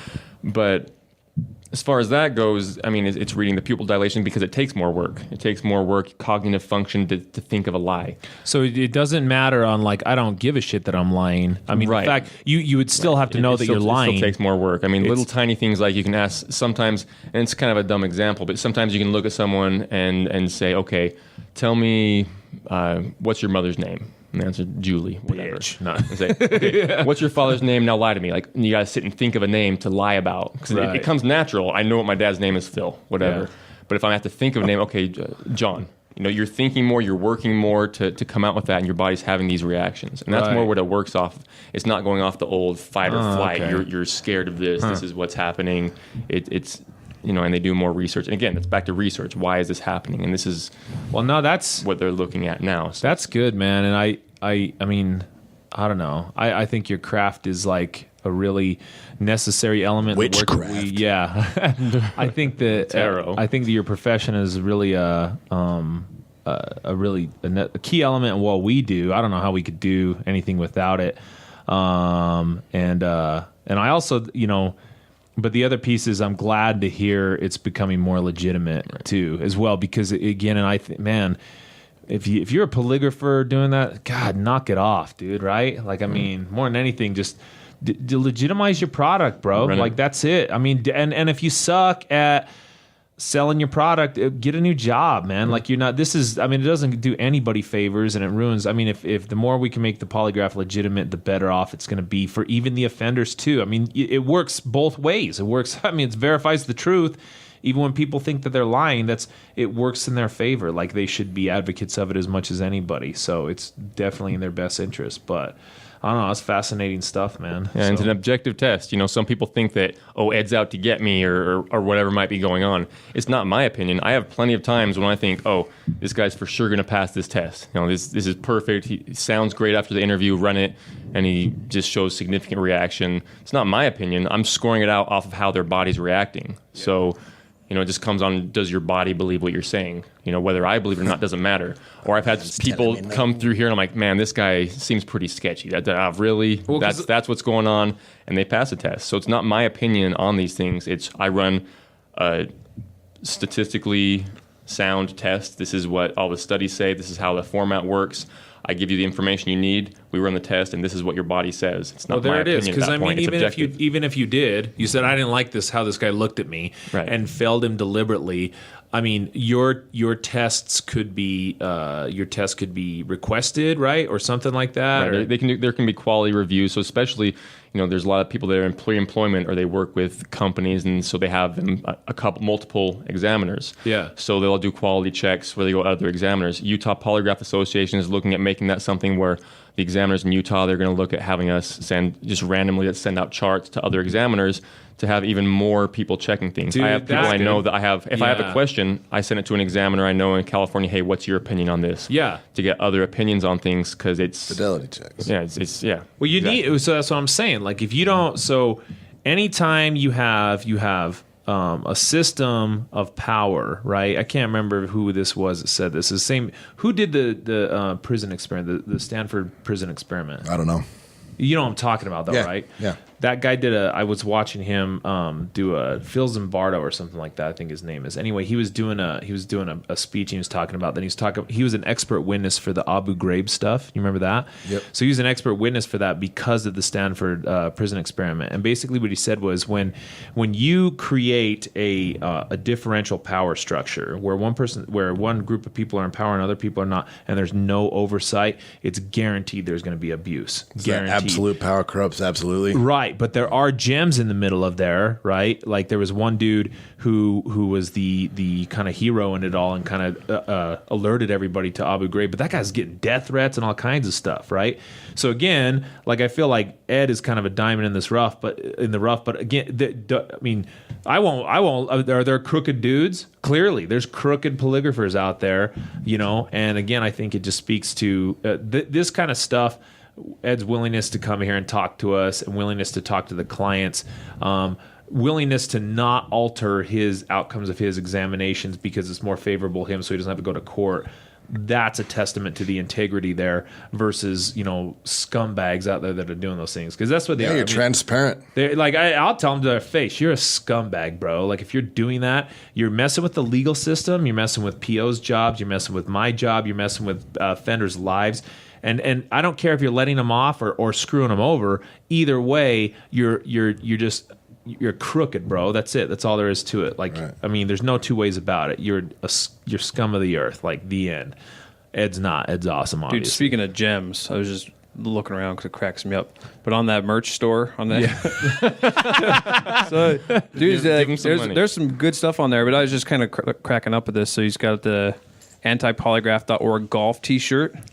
Dude, like, how Ed's like, how would you like not laugh if, like, say a client showed up to like for like he's wearing that? Like, I wonder if there's anyone out there just like rocking that fucker right now. Oh, like, yeah, fuck yeah, I guarantee someone that wearing that to the gym. Oh, like, yeah, well, this isn't right. You're just working out, doing deadlifts. You're like, fuck the polygraph. Yeah, fuck truth, dude. That's crazy. That better be a nice polo for. How much is it? $23. Oh, man. It says, he's in the Netherlands, bro.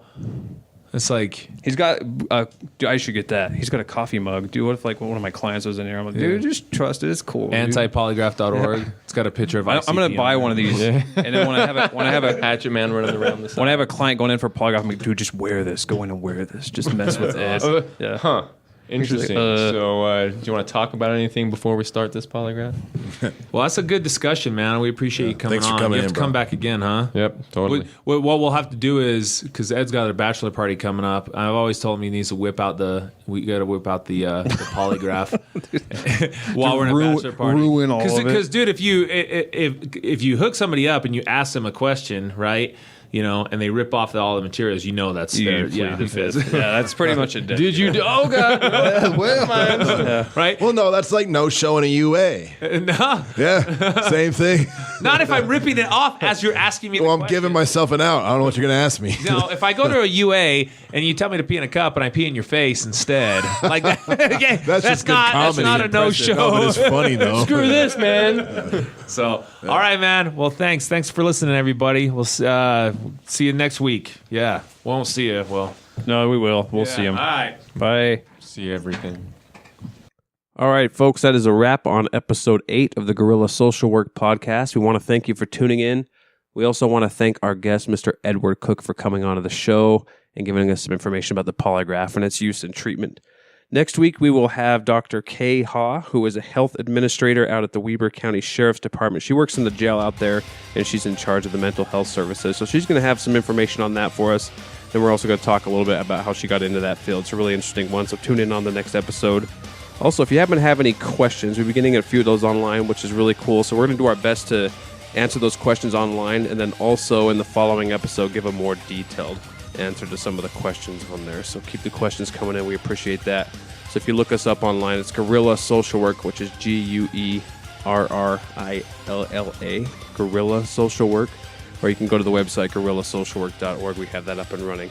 Other than that, we've got that wrapped up for today. So tune in next week, and we will talk to you later.